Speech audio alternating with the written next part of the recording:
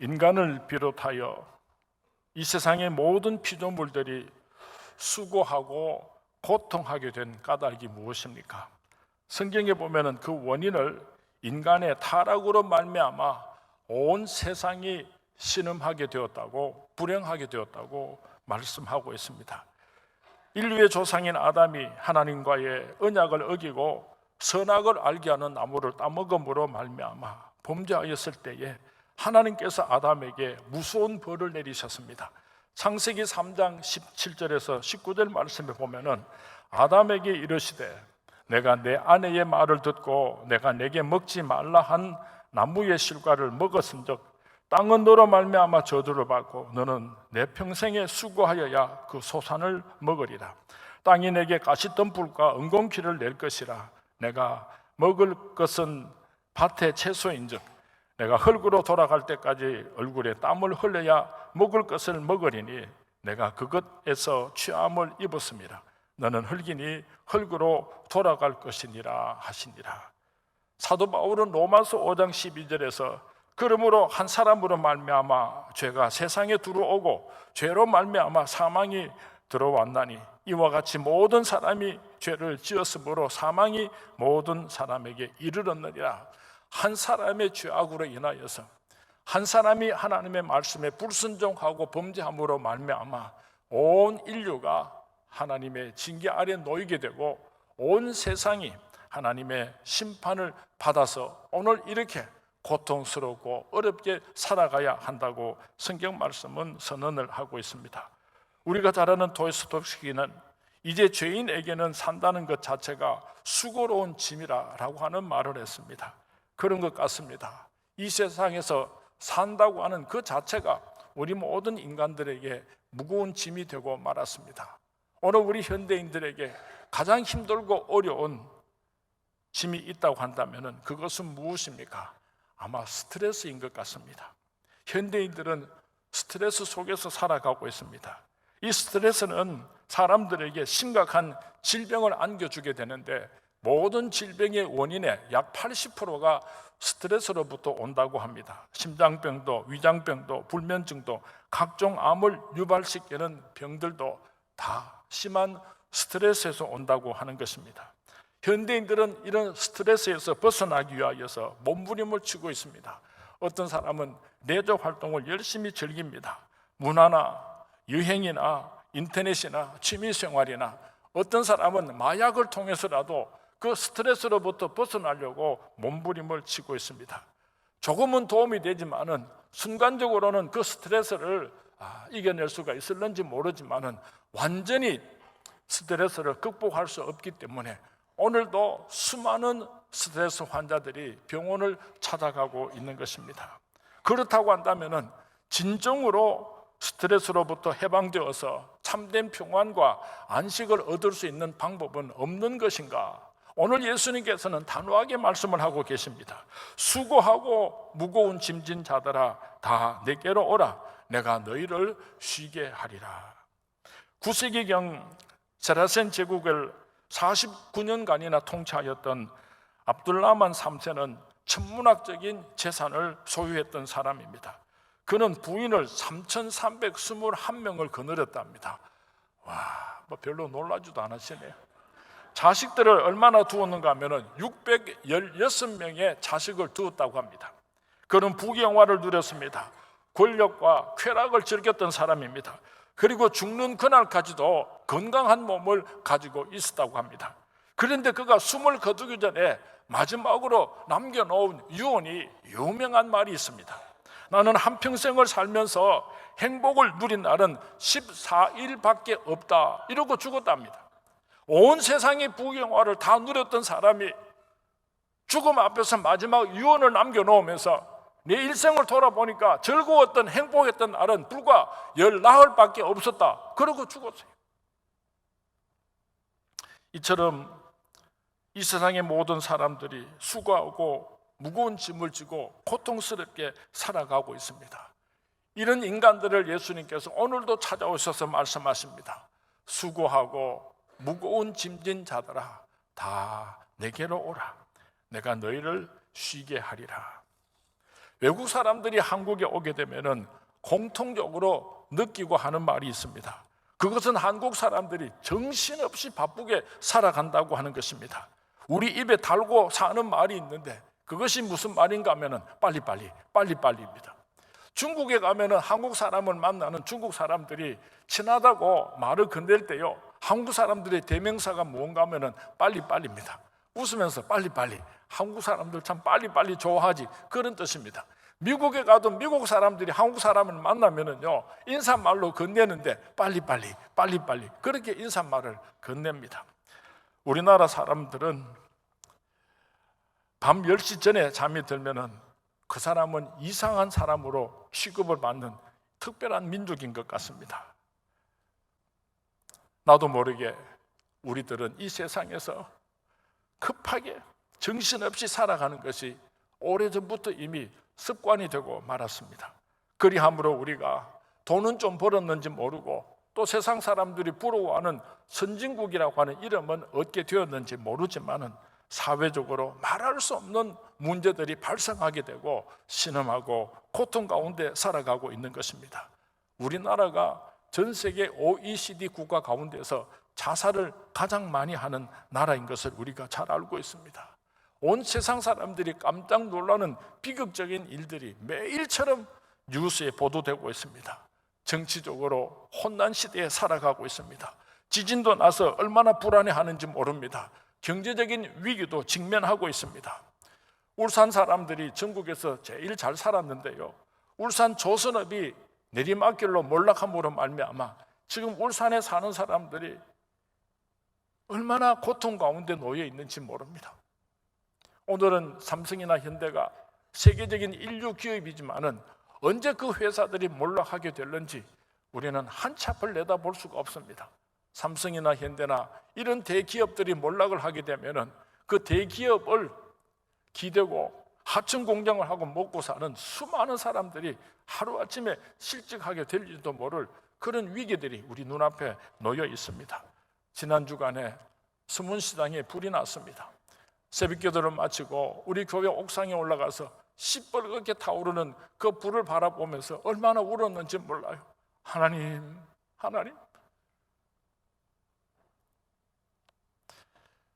이런 불확실한 시대를 살아가는 오늘 현대인들을 향하여서 예수님께서 말씀하고 계십니다. 수고하고 무거운 짐진 자들아 다 내게로 오라. 내가 너를 쉬게 하리라. 오늘 본문 말씀에 수고하고 무거운 짐은 무엇을 의미합니까? 여기 수고하고라고 하는 단어는 헬라어 코파이오인데 이 단어는 욕심을 채우기 위하여서 쉬지 않고 일을 하다가 그만 피곤하고 지쳐버린 그런 상태를 의미하는 것입니다. 우리나라 말로 너무 수고하고 애를 쓰다가 파김치가 됐다, 그런 말을 하잖아요. 이 파김치가 된 상태를 가르쳐서 수고하고라고 하는 뜻입니다. 또 무거운 짐을 진 자라고 하는 이 말의 의미는 헬라어 단어로 프로티조인데요, 이것은 본의가 아닌 타의에 의하여서 끌려가 마지 못해서 억지로 짐을 지고 가는 그런 상태를 의미하는 것입니다. 예수님 당시에 유대인들은 율법의 종노릇을 하고 있었습니다. 수많은 율법을 지키기 위하여서 그 율법의 종으로서 살아가고 있었습니다. 뿐만 아니라 그 당시 유대인들은 로마 정부로부터 부과된 각종 세금의 무거운 짐을 가지고, 가난으로서 무거운 짐을 가지고, 그리고 그 마음속에 있는 죄책감과 질병의 이런 모든 짐들을 가지고 힘들고 어렵게 살아가고 있었습니다. 예수님께서 무거운 짐진 자들아 그렇게 말씀을 하실 때는 이 세상의 그 모든 짐들을 다 지고 힘들고 어렵게 살아가는 자들아 이렇게 부르고 계시는 것입니다. 사랑하는 순문의 성도님, 오늘 여러분들은 어떤 수고하고 무거운 짐을 지고 살아가고 계십니까? 그저 먹고 살기 위하여서, 가족들을 먹여 살리기 위하여서 이를 안굴고 죽지 못해서 그렇게 무거운 짐을 지고 하루하루를 살아가고 있습니까? 바로 그런 인생들을 향하여서 오늘 예수님께서 우리를 찾아오셔서 말씀하십니다. 내게로 오라, 내게로 오라. 내가 너희를 쉬게 하여 주시겠다고 부르고 계시는 것입니다. 사람들은 힘들고 어려울 때에, 무거운 인생의 짐을 지고 갈 때에 고개를 숙이게 됩니다. 그런데 예수님께서는 그렇게 하지 말고 잠을 자지 못하고 한숨 쉬고 고통하지 말고 내게로 오너라, 내게로 오너라. 그러면 내가 그 모든 문제들을 다 해결하여 주시겠다고 말씀하고 계십니다. 목마르고 줄인 자들의 갈증과 주림을 해소해 주시려고 내게로 오라고 부르고 계십니다. 어둠의 권세에 눌리고 고통당하여 불행한 사람들을 자유케 해주시려고 예수님께서는 오늘도 내게로 오라고 부르고 계시는 것입니다. 인생길 험하고 마음 지쳐 살아갈 용기 없어질 때 너 홀로 앉아서 낙심지 말고 예수님 품으로 나오시오. 예수님은 나의 생명, 믿음, 소망, 사랑 되시니 십자가 보혈 자비의 손길로 상처 입은 너를 고치시리. 수고하고 무거운 짐진 자들아 다 내게로 오라. 그리하면 내가 너를 편히 쉬게 하리라. 이렇게 말씀하시는 그분은 누구이십니까? 그분은 사람의 몸을 입고 이 땅으로 찾아오신 하나님이십니다. 예수님은 단순히 사람이 아니라 사람의 몸을 입고 이 땅으로 찾아오신 하나님이십니다. 빌립보서 2장 6절에서 7절 말씀에 보면은 예수님에 대하여 이렇게 기록하고 있습니다. 그는 근본 하나님의 본체시나 하나님과 동등됨을 취할 것으로 여기지 아니하시고 오히려 자기를 비워 종의 형체를 가지사 사람들과 같이 되셨다고 기록하고 있습니다. 예수님은 이 세상에 탄생하실 때에 동정녀 마리아의 몸을 입고 이 세상에 찾아오셨습니다. 그날을 우리 인간들은 성탄절이라고 부릅니다. 예수님께서는 세상 죄를 짊어지시고 십자가에 못 박혀 죽으신 후에 사흘 만에 부활하셨습니다. 그날을 우리 인간들은 부활절이라고 부릅니다. 성탄절과 부활절을 세계적인 명절로 이 세상의 모든 사람들이 지키고 있는 까닭은 예수님은 단순한 사람이 아니라 하나님 자신이기 때문인 것입니다. 그분은 인류 역사의 기준이 되시는 분입니다. 오늘 가르쳐서 2016년 12월 4일이라고 그렇게 부릅니다. 무엇을 기준으로 하고 2016년이 지났습니까? 예수님께서 이 땅에 찾아오신 그날을 기준으로 하고 2016년이 지난 것입니다.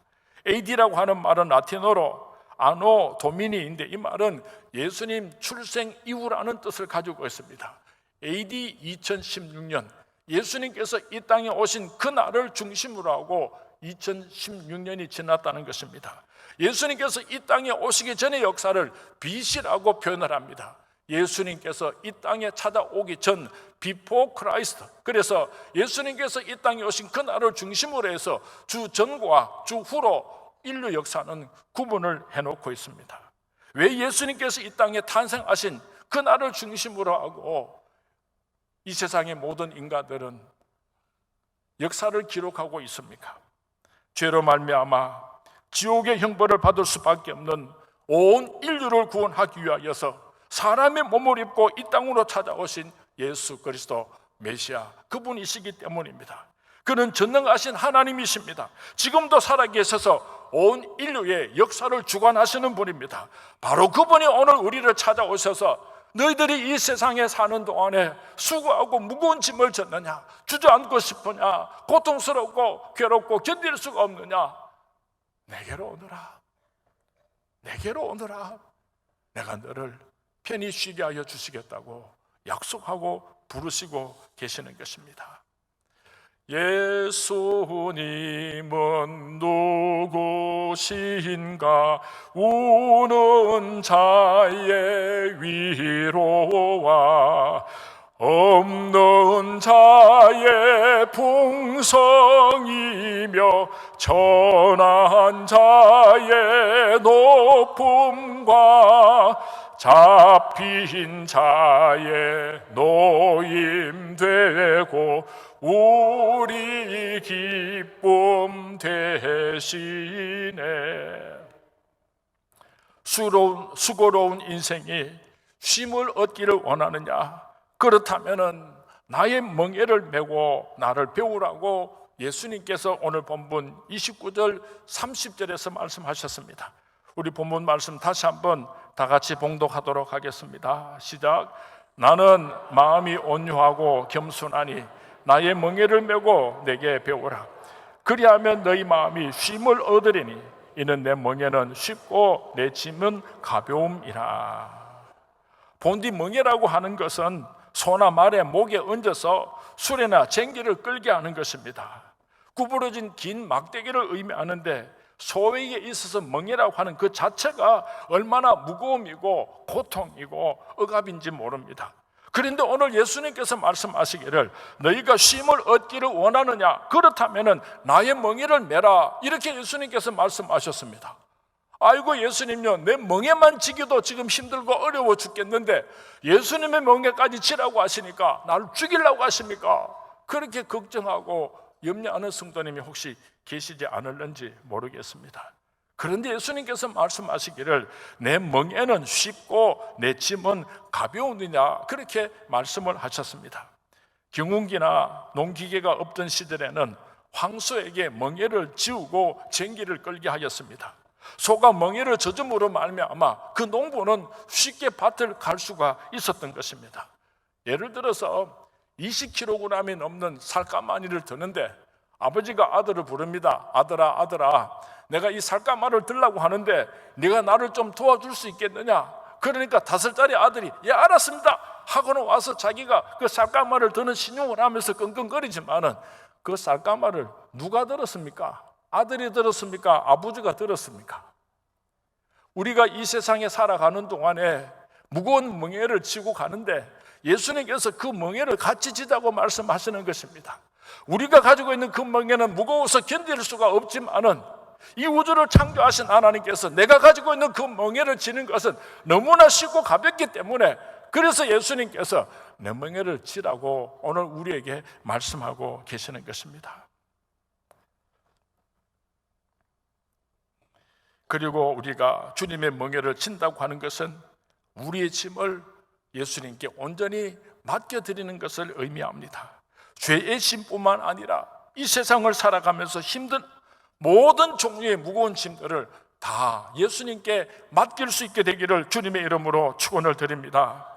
베드로전서 5장 7절 말씀에 보면은 너희 염려를 다 주께 맡기라 이는 그가 너희를 돌보심이라고 말씀하고 있습니다. 예수님께서 여러분의 짐을 다 맡겨주시는데 믿음을 가지고 맡겨줄 수 있게 되기를 바랍니다. 오늘 목사에게 한 가지 걱정이 있는데요, 여러분들이 이 설교 말씀을 듣고 그래 나의 수고하고 무거운 모든 짐을 예수님께 맡기고 가겠습니다 그렇게 결단을 해놓고 축제를 마치고 예배를 마치고 집으로 돌아가시면서 아이고 그래도 내 짐인데 내가 지고 가야지 하고 도로 지고 가는 사람이 아무도 없었으면 좋겠습니다. 모든 짐을 예수님께 온전히 내어 맡기고 진정한 쉼을 얻을 수 있게 되기를 주님의 이름으로 축원을 드립니다. 또 한 가지 주님의 멍에를 친다고 하는 것은 주님의 말씀을 즐거이 순종하는 것을 의미하는 것입니다. 시골에서 밭을 갈 때 소 한 마리의 멍에를 메고 밭을 갈게 됩니다. 그런데 큰 밭을 갈아야 할 때는 소 2마리에다가 한꺼번에 멍에를 메고 그렇게 밭을 갈게 하는 경우가 있습니다. 2마리가 멍에를 메고 쟁기를 끌고 갈 때에 그 중에 한 마리가 좀 빨리 간다든지 그 중에 한 마리가 다른 방향으로 간다든지 그러면은 2마리 소가 멍에를 메고 가는 것이 얼마나 고통스럽고 얼마나 힘든 일이 되겠습니까? 예수님과 내가 함께 멍에를 지고 갈 때요, 예수님께서 야 상민아 가자 하면 따라가는 겁니다. 야 상민아 여기서 좀 쉬자 하면 쉬는 겁니다. 야 상민아 왼쪽으로, 그럼 왼쪽으로 가는 겁니다. 야 상민아 오른쪽으로, 그럼 오른쪽으로 가는 겁니다. 자꾸만 고집을 피우고 자꾸만 내 생각대로 하려고 하니까 그래서 그 멍에를 지고 살아가는 것이 힘들고 어려울 수밖에 없는 것입니다. 예수님께서 나의 멍에를 메라 그렇게 말씀하실 때는 우리 함께 멍에를 지고 가는데 니네 말 잘 들어라, 나를 따라오너라, 그런 부탁의 말씀이 있다는 것을 꼭 기억할 수 있게 되기를 바랍니다.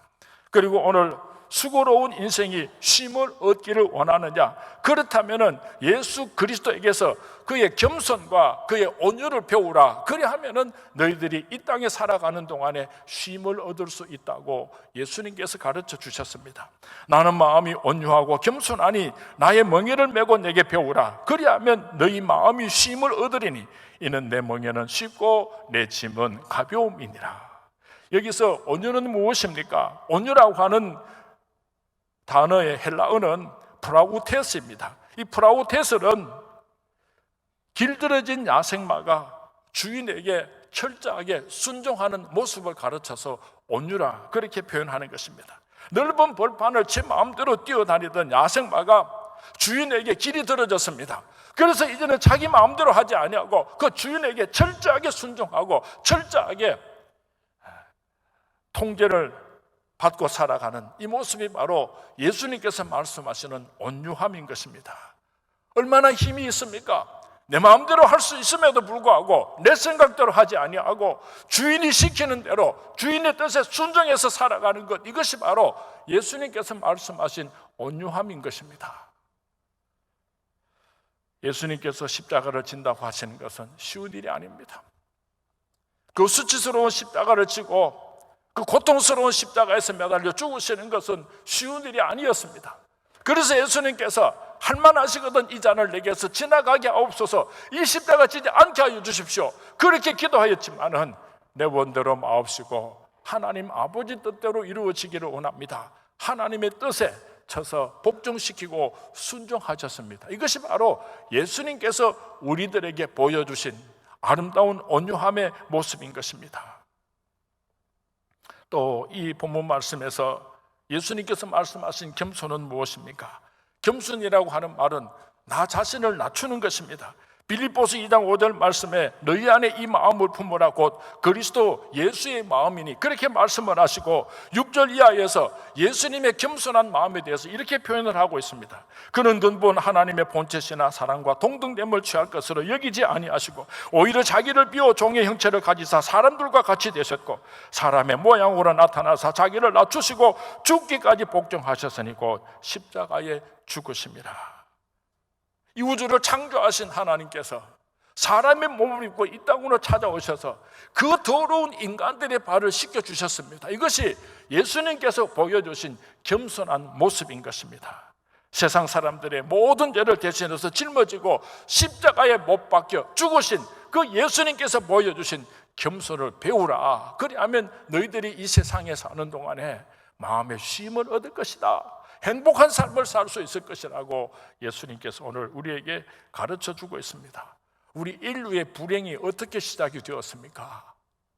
하나님의 것을 욕심내므로 말미암아 이 세상 모든 것을 다 선물로 주시고 선악을 알게 하는 나무는 내 것이니까 먹지 말라, 먹는 날에는 정령 죽으리라 하나님께서 구별하셨음에도 불구하고 그 선악을 아는 열매마저 따먹음으로 말미암아 그 욕심으로 인하여서 온 인류가 저주를 받게 되었습니다. 오늘도 불행한 이유가 무엇입니까? 욕심 때문입니다. 욕심이 잉태한 적 죄를 낳고 죄가 장성한 적 사망을 낳느니라. 자족할 줄 모르고 더 많은 것을 가지려고 몸부림을 치다가 오늘도 불행해지는 사람들이 얼마나 많은지 모릅니다. 그래서 예수님께서는 나의 온유를 배우라, 나의 겸손을 배우라. 그리하면 너희들의 마음속에 참된 위로와 평강이 있을 것이라고 말씀하시는 것입니다. 온유는 천국 시민의 등목입니다. 온유한 사람의 마음에 천국이 이루어지는 것입니다. 겸손한 사람이라야 하나님의 사랑을 받고 진정한 평강을 누릴 수가 있는 것입니다. 우리 서문의 모든 성도님들은 예수님의 온유를 배울 수 있게 되기를 바랍니다. 예수님의 겸손을 배울 수 있게 되기를 바랍니다. 그래서 이 세상에 살아가는 동안에 여러분의 심령 속에 천국이 이루어지고 참된 평안함이 이루어질 수 있게 되기를 주님의 이름으로 축원을 드립니다. 예수님의 마음을 배우라, 이 말씀 속에는 너희들의 생각을 바꾸라는 뜻을 가지고 있습니다. 사도 바울은 자기에게 찌르는 육체의 가시가 있었습니다. 기도하고 안수를 해서 수많은 사람들의 병을 고쳤지만은 자기 병은 고치지를 못했습니다. 그래서 사도 바울이 작심을 하고 하나님께 3번씩 연거푸 기도했습니다. 하나님이여, 나의 이 질병을 고쳐주십시오. 그렇게 기도를 했지만은 하나님께서는 그 육체에 찌르는 가시를 고쳐주지 않았습니다. 그래서 사도 바울은 그 기도를 멈추고 자기 생각을 바꾸었습니다. 그랬더니 그 마음속에 한없는 은혜가 임했던 것입니다. 그 마음속에 평안이 임하였다는 것입니다. 그전에는 그 약함이 고통이었는데 생각을 바꾸고 나니까 그것이 도리어 은혜가 되었다고 사도 바울은 고백을 하고 있습니다. 생각만 바꾼 것입니다. 그 고통은 그대로 남아 있었습니다. 그럼에도 불구하고 그 고통이 도리어 감사와 찬송의 제목이 되었다고 사도 바울은 오늘 우리에게 권면을 하고 있습니다. 우리에게 질병이 있습니다. 그 질병을 고쳐주시면 내가 행복하겠습니다. 그래서 엉엉 울면서 기도하는데 하나님께서 고쳐주실 수도 있지만은 어떤 때는 하나님께서 그 질병을 고쳐주지 아니하실 때도 있을 것입니다. 내가 가난합니다. 먹을 것이 없습니다. 그래서 고통 가운데서 내게 물질의 축복을 주십시오. 그렇게 부르짖어 기도하는데도 하나님께서 응답하지 아니하실 때도 있을 것입니다. 그때는 어떻게 해야지 되는가? 생각을 바꾸라는 것입니다. 생각을 바꾸라고 하는 것입니다. 그러면은 그 질병이, 그 고통과 그 아픔이 내게 은혜로다 감사하는 날이 있을 것이다. 이 세상이 주지 못하는 참된 평안과 위로가 네 심령 속에 충만히 임할 것이라고 예수님께서 우리에게 가르쳐 주시는 것입니다. 이 비밀을 깨달아 깊은 영적인 세계에 들어가시는 우리 선문의 모든 성도님들이 될 수 있기를 주님의 이름으로 부탁을 드립니다. 주님의 마음을 본받는 자, 그 마음의 평강이 찾아오면 험악한 세상을 이기리니 하늘로부터 임함이로다. 주님의 마음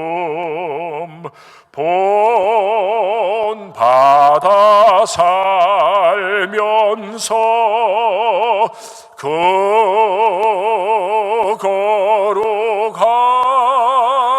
거룩하심 나도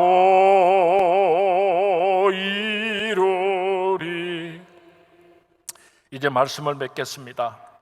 이집트의 수도 카이로 근방에 가자 지구가 있습니다. 그곳에는 세계 문화유산으로 유명한 피라미드가 있습니다.